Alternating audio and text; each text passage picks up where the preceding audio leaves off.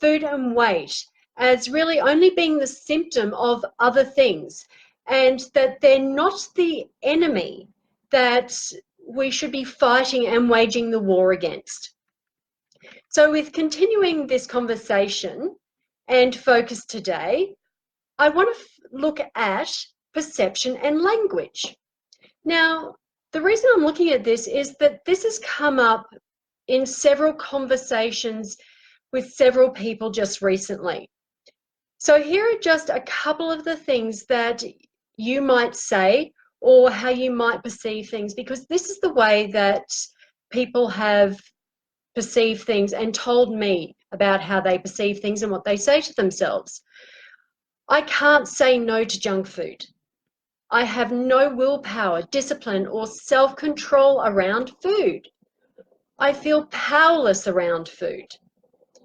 Immediately, by seeing yourself as someone who is weak and powerless, and then telling yourself repeatedly that you are weak and powerless, then guess what?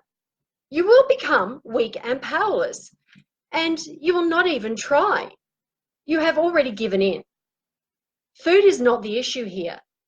It really is the words and the perceptions that you are constantly bombarding yourself with.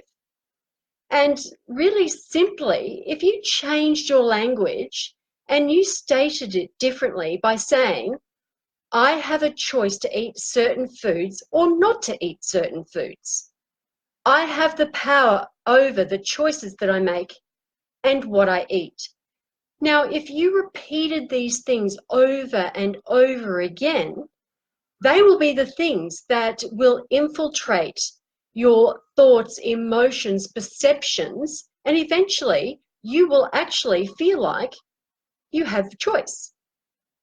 And what you're doing by doing this is giving back power to yourself and providing yourself with, God forbid, choices. So therefore, it opens you up to multiple possibilities and outcomes, not just one. Now, the next thing that is really important is also understanding the situation, because all too often, what I find is that people don't understand. They have these blanket statements about a situation, and this takes away your power as well.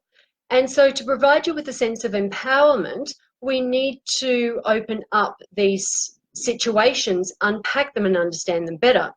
And here are just a couple of phrases that I hear from people. And an all or nothing one is, I am either in control and eating well, or I'm out of control and eating everything in sight. Now, I stated some defining statements before, which is, I have no control over food. Now, it's not as simple as this. So by looking at each situation uniquely, most likely you're going to be able to find the real truth. And what I want you to be in this case is the curious detective. Now, this is what I do with everybody that I talk to. And let's unpack one of the situations that I hear commonly, which is once the afternoon hits, then I just can't stop eating. So here are some of the questions that I pose to be that curious detective and to find out more information about the situation. And these questions are the same questions you can pose to yourself. How well did you sleep the night before? How many hours did you get? How much water have you had today? When was the first meal of the day?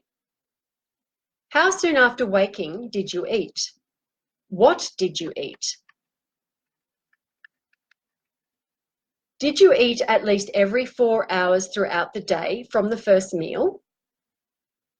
What did you actually eat throughout the day? So what we're looking for there is balance of food, quality, and quantity. Towards the afternoon, which is that time when the I just can't stop eating hits, did you notice feelings of tiredness or fatigue, stress, boredom, anxiety? You know, what's going on? When did you first crave or start craving in the afternoon? So is there a regular time that it does start, or is it sporadic? And what did you eat to satisfy the cravings? How many times per week does this happen? And when you do eat, are you alone or are you with someone? Now, all of these questions provide invaluable information and answers to why you or someone just can't stop eating in the afternoon.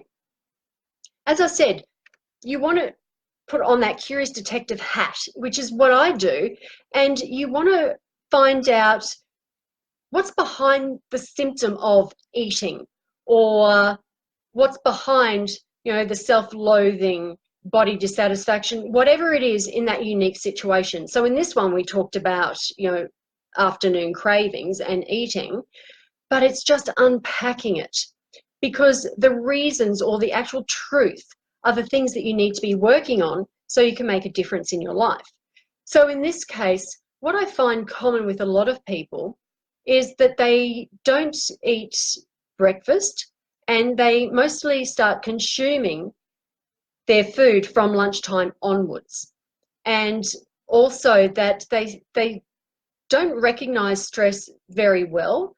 And by the afternoon, that's when they start to feel a bit stressed or tense or fatigued, and they want to pick me up. So they look for things like sugars and fats and things like that. Other times it can be after work, that it's that quiet time and it's the only time you get to yourself. It might be when you're driving home. So again, looking for those unique indicators of where and why and when. And it could be that driving home is that time where you just start to relax. So you use food to relax, and it's the only time you get peace and quiet. And when you get home, it's just chaos. Or it's after you put the kids to bed and everybody's in bed, and that's your only time to yourself where you can relax. And that's, again, where you eat. So it's looking for all of these things. And most of the time, it's not healthy foods that you go for, it's junk food. And those things that are high in sugar, fats, refined carbohydrates, and salts will make you want to eat more and more and more. And that's why I unpacked and asked all those different questions. Now, sleep is important, hydration is important as well. And that's why you need to be honest and open with yourself about the situation, because it can change your habits. And we're also looking for what I just said, which is habits. Has this become just something you do? Has it become a habit? And we need to then unpack all of that as well. So I would love to hear from you about your symptoms, and most importantly, once you become the curious detective in your life and find out the truth, let me know. Let me know the truth behind the symptoms and leave a comment. Now, if you would like more support and you're actually ready to gain greater understanding and you want to learn practical strategies to help you improve your relationship with food, weight, and yourself, well then just come over and join us at Reset Your Mindset. So go to Reset Your Mindset if you're ready to start changing and learning about yourself in a greater depth. And I really look forward to seeing your comments, hearing from you, and continuing this conversation about food being just a symptom, weight just being a symptom of other things. But please let me know about, that curious detective that you have become and the reasons. I look forward to seeing you next time. Bye for now.